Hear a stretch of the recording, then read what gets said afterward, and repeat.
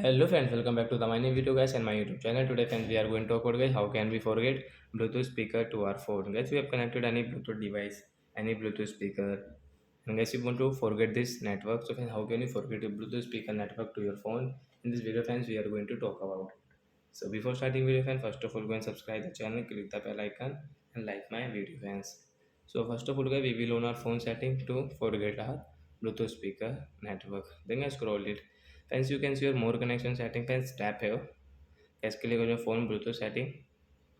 Friends, you can see guys, active JBL Go company speaker guys we have connected. We want to forget this device network. So how can we forget? By right side you can see this icon guys, tap here.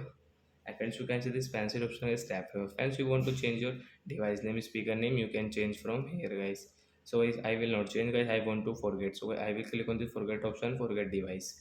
So this Bluetooth device will forget means Bluetooth speaker will forget to our phone. If you want to use, so you will have to connect again. So like that guys, you can forget your Bluetooth speaker to your phone. So that's it guys. Thanks for watching the video. Bye friends.